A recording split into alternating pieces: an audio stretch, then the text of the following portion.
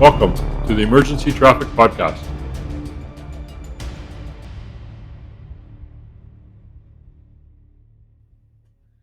Hello, and welcome to another edition of the Emergency Traffic Podcast, where we discuss line of duty deaths and the conditions surrounding them so we can all learn from them. We, of course, also do what we call a tailboard talk on the Emergency Traffic Podcast, and that's exactly what it sounds like. It's us getting together, picking a subject, and discussing that subject as if we were on the tailboard of the rig in the station. We've done several of these already, covering a variety of subjects. We did one about mutual aid and automatic aid. We did one about tall aerial ladder devices in North America. We did one about quints. We did one battle ready versus parade ready on the types of features on apparatus that we see today. And the last one we did in August was talked about the Interschutz show, which is the largest fire show in the world that happens every 5 years. That Dirk attended last June. And we also talked about TEACS, the Bradenton Field Fire Training Center down in Texas that Doug had attended to. This month, we're going to talk about parking garage fires and modern vehicles, all the plastics and the alternative fuels and stuff like that. So we've read a couple of articles that have been published and research papers on them, and we wanted to chat about them. So joining me again this week is, of course, myself, Paul, and we have Doug. No, we don't. Doug is at a baseball game tonight. We have Dirk and Zach. Hey, Zach, how's it going? Hey, good. It's good to be back, and I haven't been on one of these in a while, but I sure do a lot of work on these podcasts. You've been in the background producing, yeah, you right? betcha, yeah. At least listen to these at least 4 times over and over and over again. So yeah, it's good to actually be on. I am gonna need therapy. I'm sending you the bill, Paul. No. And Dirk, how are you? I'm doing well. I am on duty today, so I might have to scoot out here. I'm at a pretty busy station, so but I hope we get an hour. That would be perfect. And then yeah, looking forward to this talk. And finally, Zach is back. Yay! Yeah, no, we do appreciate the work you've been doing in the background, Zach, to try to make us sound a little better and more professional in our podcasts. And too bad you have to listen to us going on for I don't hours. know how he does it, but he takes my accent out. That's amazing. Yeah, it's amazing. Yeah, I'm doing a terrible job at that. You guys know right away.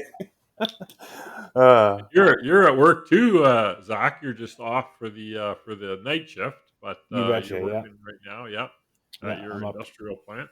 Mm-hmm. Yeah, Cool, just on nights right now. What else you guys been doing? Lately, any books, movies, activities of interest? Zach, you go first. I'm going for. Grab that book. Yeah, no, I've just been trying to soak up whatever's left of the summer. Get out on the bike a few times and went on a bachelor party there not too long ago for a buddy of mine and spent some time in BC, and now I'm back up here at work. Cool. Yeah, read any good books lately, or watched any good movies, or? I'm just watching the Game of Thrones and catching up on that new Game of Thrones series there. So I've been. I gave up on that years ago. I only watched the first couple 3 years. First couple 3 years. Yeah. I'm watching the House of the Dragons as well with the family. Yeah, really enjoyed it. Actually, my wife doesn't watch it. She's kind of like, Paul, yeah, I watched the first one. I don't need this anymore. But we can argue with sex and dragons. Like, can't beat that. Other than that, I'm trying. I think it's my third attempt on reading this. It's the No Nonsense Leadership: A Realistic Approach for the Company Officer by Jared Sergey, with the foreword by Deputy Chief Dave LeBlanc, who's also an awesome dude. It's just it's a small little book, but gives you some tips and tricks on how to deal, mostly with the station living, how to deal with different characters in the fire hall, the senior guys, the young guys, and so it's not so much about tactics strategies, but it's a pretty good book. And Jared does some fantastic presentations that I was listening to. Joined a few of those COVID conferences, and Jared was on those. So yeah, he does fantastic presentation about high-rise operations and stuff like that. So yeah, that's what I've been doing, and I'm gonna head out to the mountains in a few days here for camping.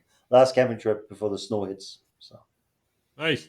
Yeah, we've been getting our camper put away here, and of course, I've been starting doing my teaching for Nate to get emergency management and ICS and stuff like that. So that's been keeping me busy. I've been doing a few bike rides too, but I've been actually riding my bicycle, trying to get a little more exercise. So me and another guy have been riding around a little bit, doing some bike rides. So that's good.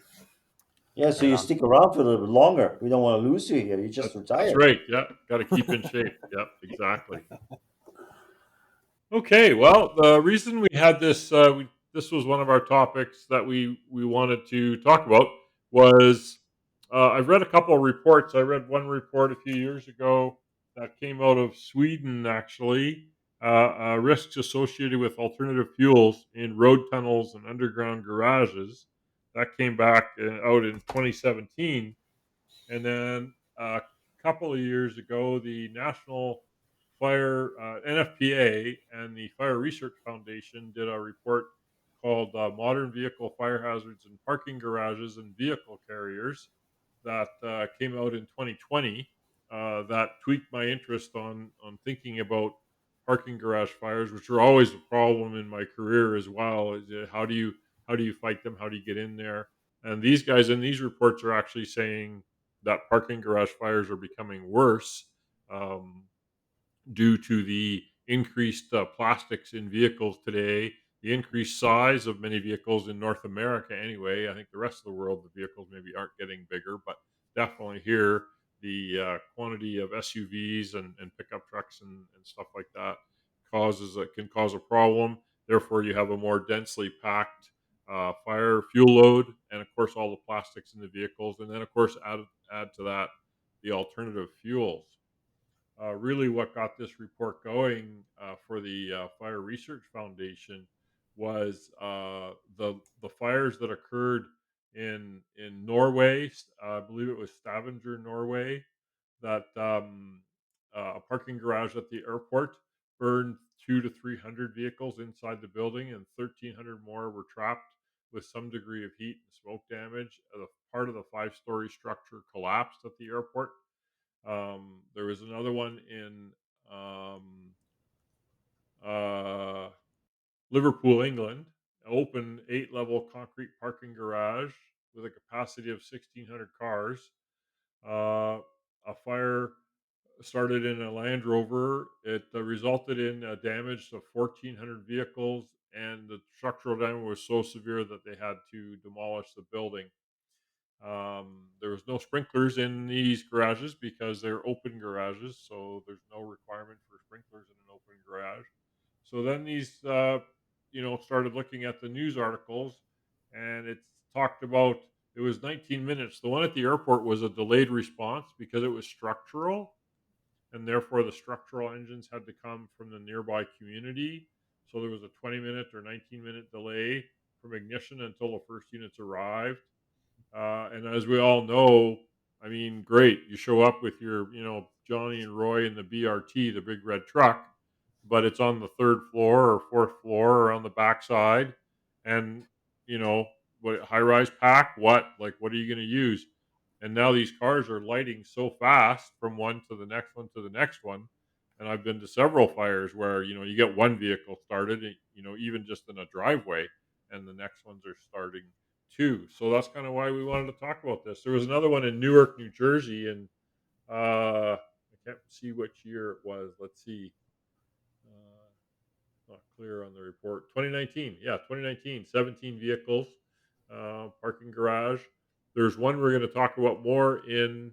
Where was the other one we talked about? In Sweden? Austria, the one in Austria with the seven firefighters line of duty deaths. Yeah, Yeah, in the we'll have park. to do an episode on that. 7 firefighters lied. The parking garage was under a playground, Yeah. and the ground collapsed on the parking garage during the fire. So, anyway, what's your thoughts? What do you think, Dirk? You've been to lots of parking garage fires, and Zach, I don't know if you have, but you've been to lots of car fires.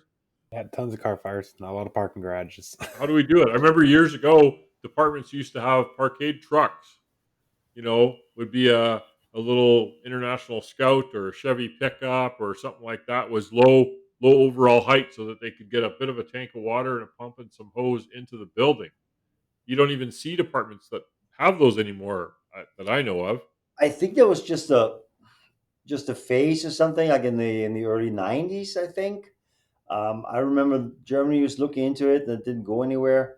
I think it's just you take a huge risk by going in there driving because if you do have a lot of combustible gases in there and then the smoke and stuff, your engine is gonna die. Right now you're stuck. You can't pump. Right. I think we kind of got away from that. I've been to a few and they're no fun. um, but I got lucky. There were never those 2, 3 story underground parkades like bigger universities and the hospitals have. So those are super scary. But on the other hand, they are sprinklered. Um, we do have some open parkades here in the city that have sprinklers, but they're dry sprinklers. So that helps if you can at least put water on it. I'm not sure the newest system. I would say that they actually put this positive pressure in there, and as soon as that the sprinkler goes off, pressure drops, valve opens, and then you get water there. So that might help. But as you said, Paul, like the building material, same as house fires changed, right? Um, like flash over in under 4 minutes and stuff like that. I mean, the same applies for cars. So it, Yep. it does make it difficult. Plus, you mentioned the EVs, of course, or just hybrids. Even they got those batteries; they could run away as well, right? Um, sure, yeah, that just speeds up the process. I don't think it will make it worse in a sense, except you have a tough time putting them out, right? Yeah, they're talking, and that's the thing is once a few of them get igniting, in the one report here they talk about some testing of multiple modern vehicles has shown that very rapid fire spread between vehicles in the parking garage configuration in the order of 10 to 20 minutes. Um, uh, they looked at some older vehicles too. They didn't find that they actually lit, a lot faster, but the vehicles are big and there's so much plastic in them. And the other advent, and you touched on it a little bit with the, if you were to drive a response vehicle in the parking garage, is virtually all vehicles today have plastic or HDPE fuel tanks. And so, if you do get a pool fire or something causes that tank to fail, now you've got a running fuel fire down the ramp towards you that you're coming up on. Versus so how does your department attack a parkade fire, Zach? How does your department, if you're going to have, you only have 3 or 4 parkades in your jurisdiction, but I'm Well, that. sure that you've talked about it in training. Oh yeah. What Well, would so you do? we High were rise just tax? having that conversation the other night there, Paul. I was under the understanding we only had one in my town, and then we got talking, and we're like, well, yeah, there's more than one, but that's something I think a lot of small city departments and especially paid on call departments we don't think about a lot. And You're saying the old fire chief that left the department in 2013 knew about more parkades in the town than you did. that's quite possible. That's quite possible. That is quite So what possible. would you do? You're the lieutenant So there. You show up. yeah, You're called up to wherever. so yeah, that Got a essentially that fire in the parkade. What are you going to do? fire in the parkade, right? So right away, it's all you'd have to go in and get a eyes on of the fire from what I would do. Go get eyes on it and start pulling lines off and going in there and hitting the car fire. That's what I'm understanding of the parkade fire. But I'm ready to be told that you know what, there's another tactic to this because once again, this is not something we train on a whole lot and something we should be. This is an eye opener. So the one thing that I didn't mention. So the 3 or 4 that are in Lacombe here, that where I Mm-hmm. live, and Yep. you're on the department, Yeah. um, eh, is they're all underground, Yeah. which means they're sprinklered. Pretend. Yeah. Okay. Any parking garage that's enclosed Mm-hmm. under NFPA 88, and it's the same for International Building Code, has to be sprinklered. Mm-hmm. So one of the first things you're going to do if you're seeing smoke and it looks like there is a car on fire, you're going Yep. to what? Support sprinkler system. Right Support the on. sprinkler system. Yeah, Yay, there it is. bingo There for it the is. Yeah, quiz. yeah, absolutely. Right. But I mean that's just the thing, right? We don't in my department, I don't think we've ever talked about underground parking garages because that's just not something that comes to mind a lot. But having these conversations and being a part of this, eye opening. So reading the So, reports, even it's so eye from opening there, stuff. Dirk, what would you do? Mm-hmm. You got a garage, a car on fire, underground or above ground. You're the first in So officer or second in officer in your case. They're going to tell you to do biggest what? problem is access, right? Finding out where is the fire, especially when it's enclosed. Visibility is going to be a problem.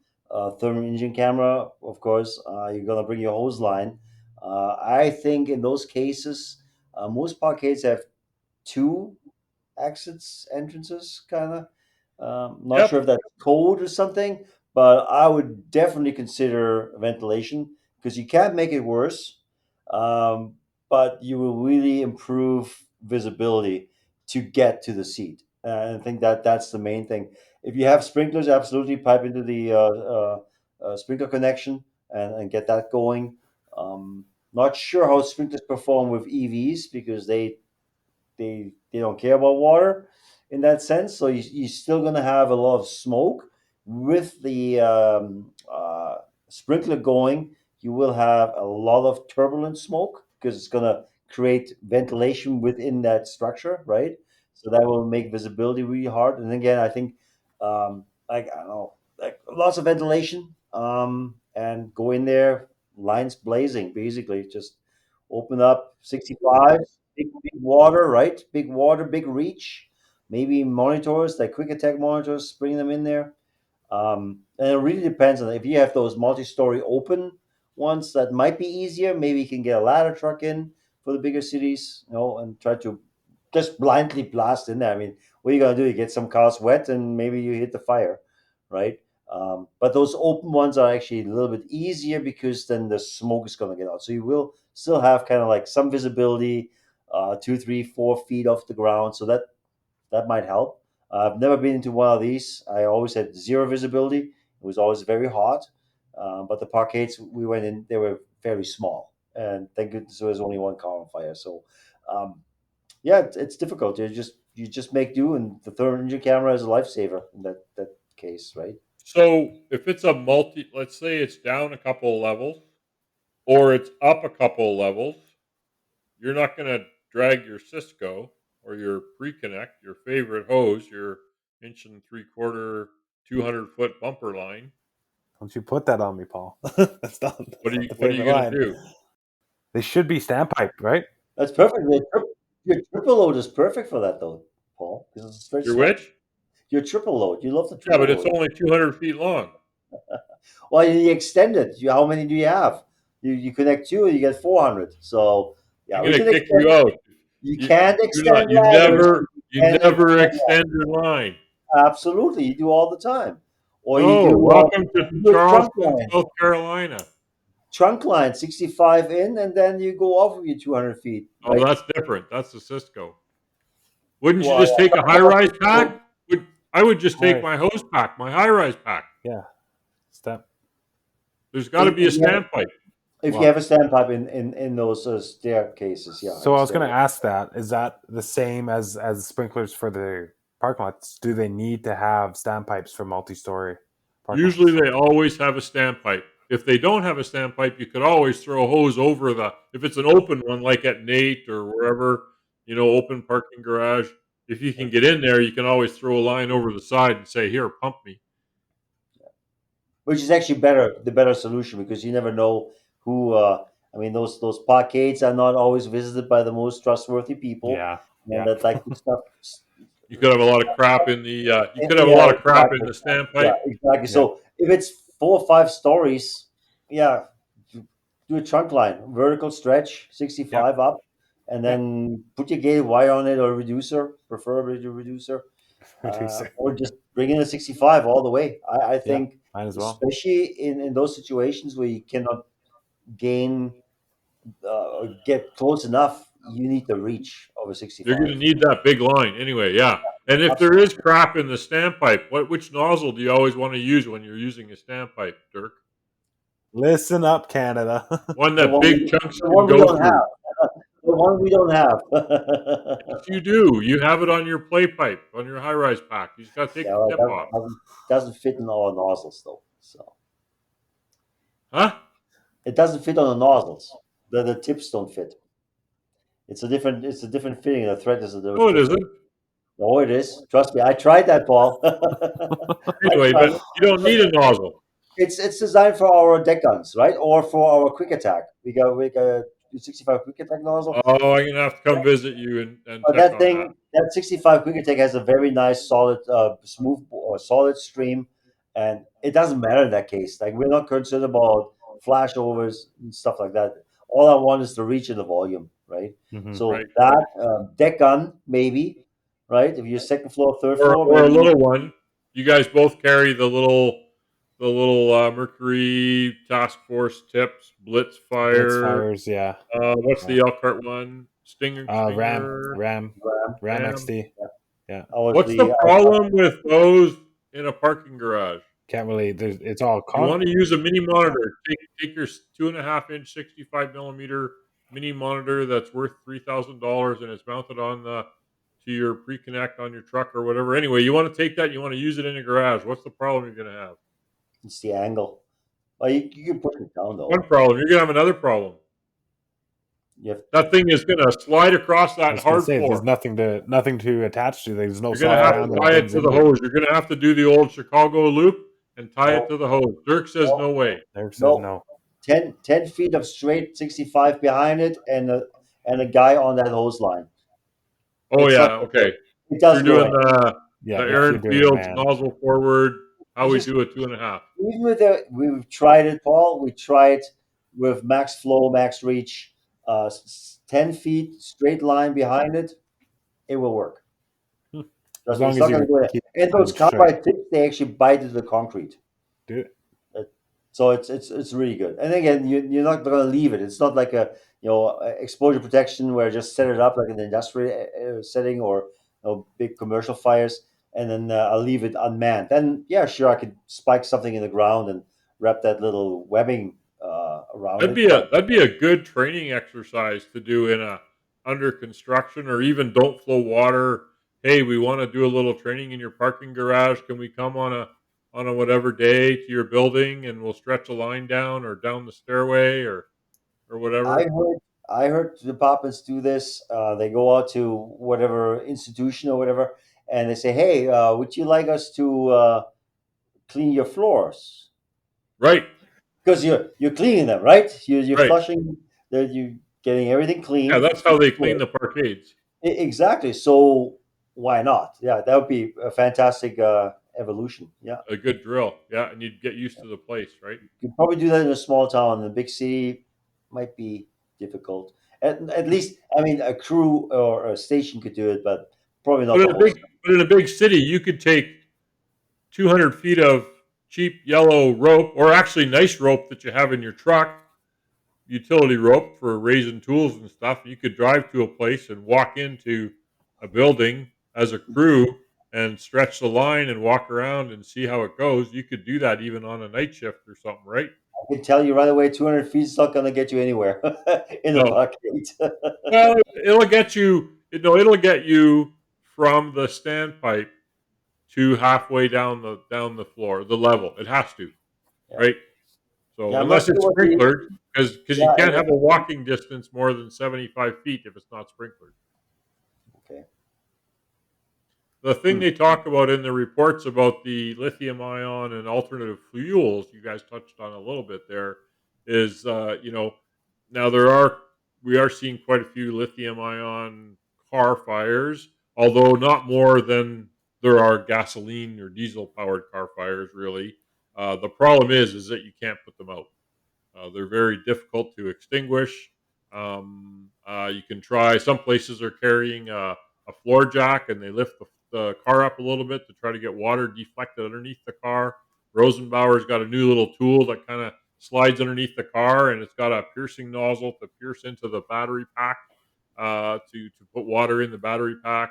So that's the big problem, of course, is what do you do with this car that's self-emulating itself with a lithium-ion battery, putting out all kinds of hydrogen and other gases. And the same going to be with the hydrogen powered cars are going to be the same. Like, what do I do now? I got a tank of hydrogen in this car.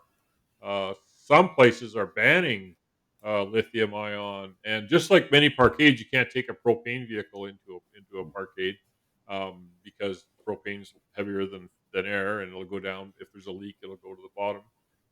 Go on the ferry, turn your propane tanks off.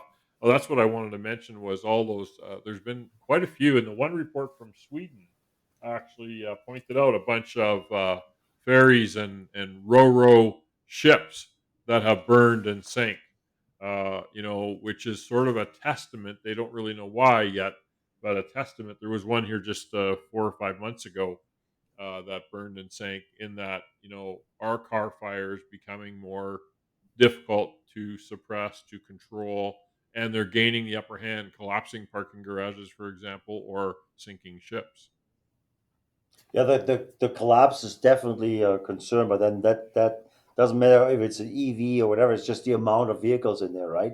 And then the sprawling and stuff. So yeah, that be even more reason to have kind of like a few monitors and just basically surround and drown and just trying to get it from the outside before you get in there. Especially when you have like what do you say a 21-minute response time? Uh, that yeah, even for a concrete building, even those collapse, right? And then depends on the age of the building as well. Like if you have a parkade from the 60s. And the condition, right? Some parkades, if they're not, I remember going to a course, or yes, I was taking a course, and we went to Lloydminster, Saskatchewan, Alberta, to go to court to witness the court proceedings. It was a investigators course that I was taking through Lakeland, Vermilion, Fire, etc. And the parking garage was in really poor shape. I was surprised at how poor shape the parking garage was. But of course, a lot of small towns, rural Alberta, get on my soapbox again. There's very little inspections or preventative things going on in the community.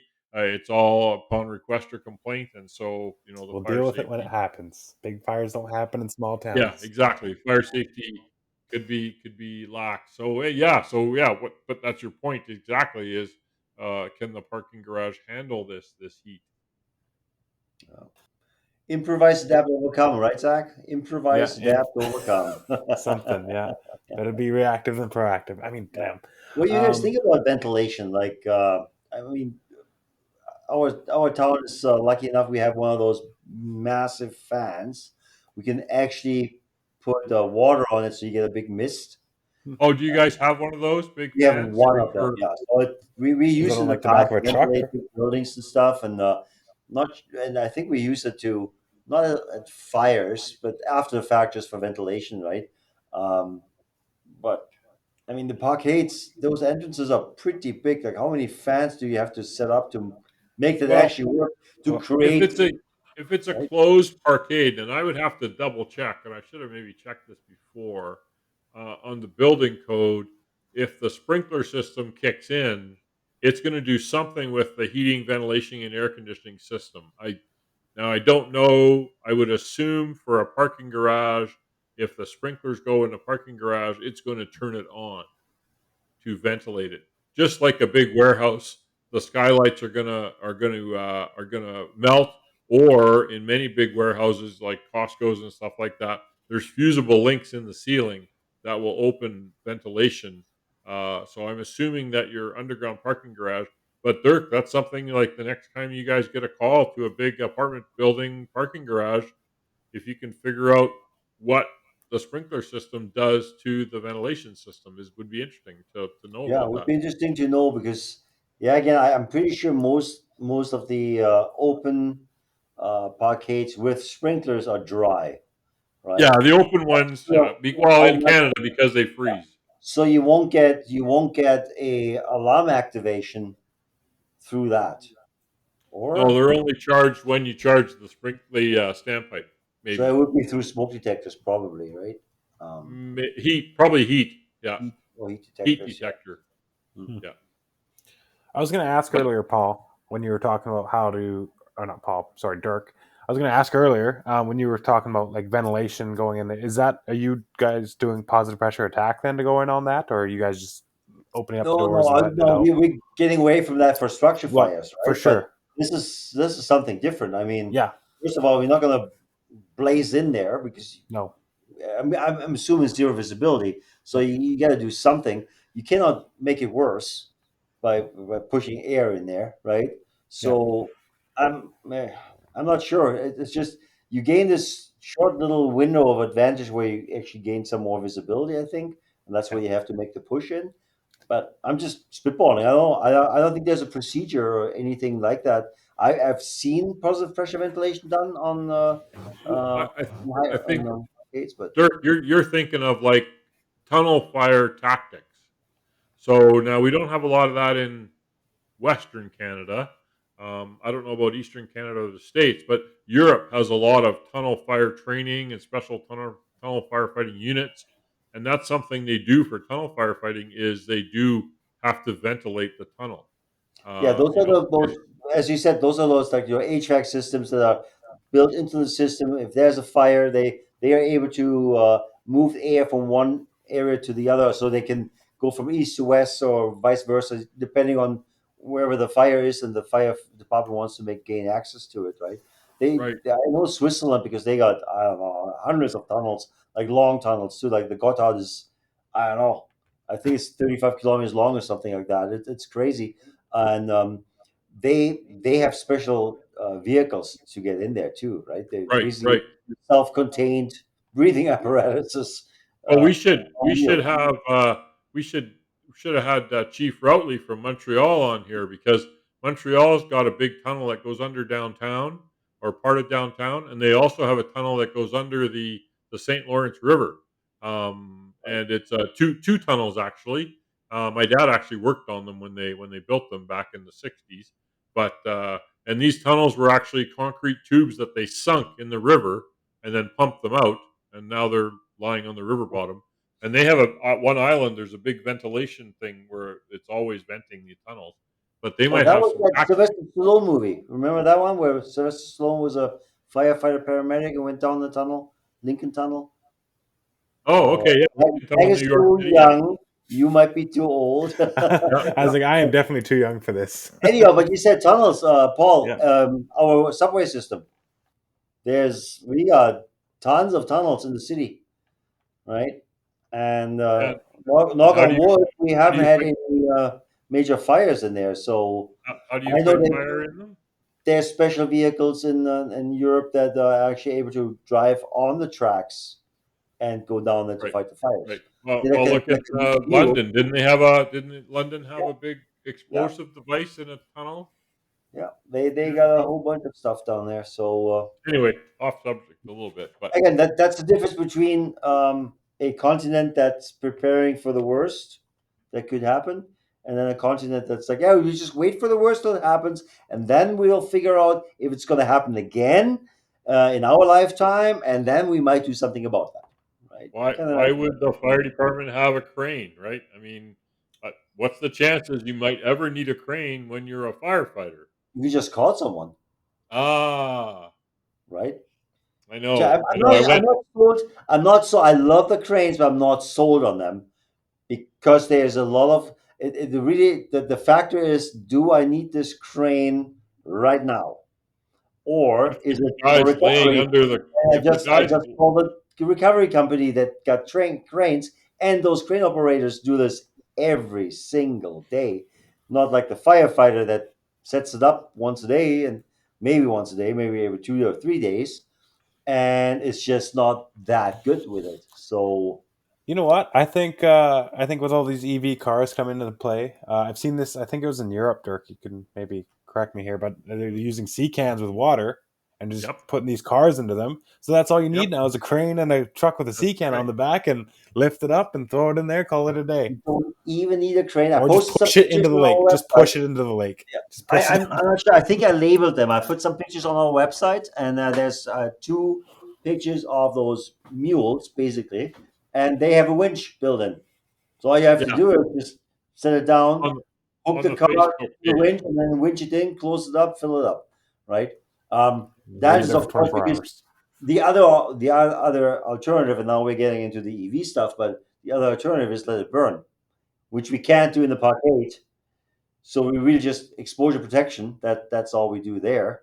Um, but the other alternative is just let it burn till it's done, We're looking at right? a tow Or truck or something like that to pull it I've out, seen in the right? states. In the states, they had a EV vehicle right next to a construction site with a big excavator. So they just dug a big hole, pushed it in there, filled it up with water. Well, that was San Diego. That was a week after the car was there. It started on fire, and so it was a scrapyard, and they Yeah, dug a hole and filled it with water in San yeah. Diego. Genius. Improvise, adapt, overcome. Why would you buy those expensive mules? Why would we want to be prepared? Yeah, Risk management. yeah. Okay, And then guys. so Well, yeah. good. Just a couple things to wrap up. So what we're saying essentially is be aware that vehicle fires in a parking garage is a watch out situation for us.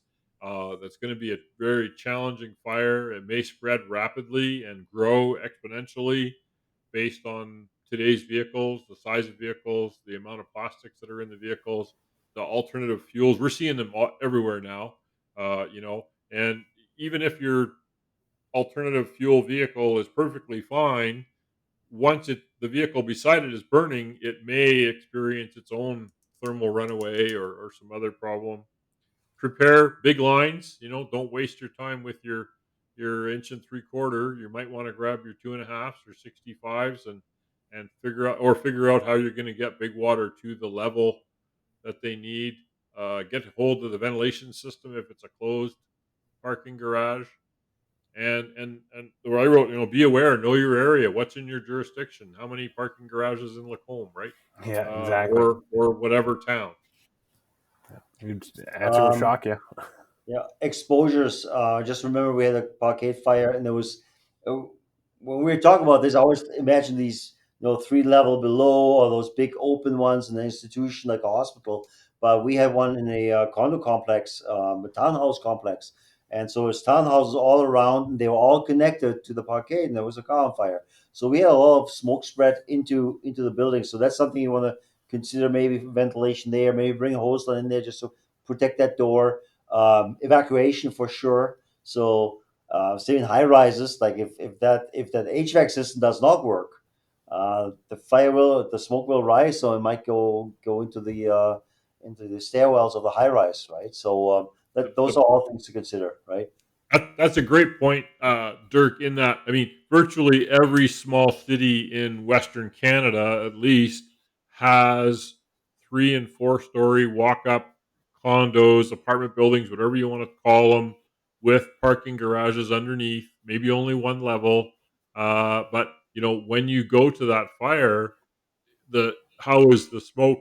Is the smoke getting into the stairways? You're going to have a smoke problem and trying to get everybody out and fight the fire at the same time, right? Yeah, you even have that smoke problem when there's a uh, Sure, sprinkler. hot on the stove. Even worse, because then the sprinkler is going to push all that smoke and spread it around, right? So that might be then the smoke might be then a bigger problem than the actual fighting the fire, because the sprinkler might take care of it. So And yeah, we're that's seeing something. that with these electric scooters and Hmm. e-mobility devices, right? And of course, if you're in an apartment building, where do you put your e-bike? In the hallway, right? No, in the bathtub. That's where you park it. I was thinking about it. Where would I put it if I have one? I'll put it in the bathtub, and I teach my family, if this starts to make funny noises, just Turn on the shower, turn it on the shower, or turn on the tap, and then fill up right? the tap, And get the out. tub, Yeah. right? Yeah. So yeah, but that's the only way. Or you have it outside somewhere. But Make sure the bike's out of there before you jump in the shower, too, though, eh? Hard on the bike. true that. Okay, It's Zach. hard on Anything else? the. Final last words? No, just once again, like we were talking about a little earlier there, right? Just know your area. Like it was eye opening for me that conversation Paul and I had the other day. Just realizing that yeah, we do have underground parking garages. You don't think of it in your own community, so it's the biggest thing. Get out there and just drive around and know your first due area. Yeah, and as Paul said, when you do that, stretch some lines, or if it's not a dry hose line, grab your search rope. That's usually 100 feet. take 2 search ropes with you. You got your 200 feet, and then try out, see how far you get, and yeah, that's a great One of idea. my you know this fellow. He was a battalion chief when I was in Clearwater, and after going to a few conferences and stuff like that, he said, "That's it. I don't care what anybody says. Every alarms call we get, we're stretching hose just for the practice of stretching hose." I said, "Oh, you might get some push. I don't care. We're going to be the best. We're going to stretch hose so we know how to do it, and know where we're going." Hey, that Yeah, guy you got might pick nozzle up some forward people. brought to Clearwater. He must be doing something right. I know All right. Washington D.C. Does that when there's smoke showing. So Yeah. even if it's no cooking, there's smoke showing. They rep a hydrant, they stretch the line, the supply line, and they stretch dry lines too. Just Well, don't you know, get caught with your pants down, right? exactly. Yeah. Okay, Okay. guys. Thanks a lot. Good podcast. Zach, have fun at your exercise this week. Oh yeah. And Dirk, you be safe on shift, and I'll just go kick back and sit in my recliner here and maybe Enjoy mark some that. papers tomorrow. Yeah. Enjoy the nice weather, A Paul. retired life. Yeah, retired life. Okay, You bye. guys, Good stay night. safe.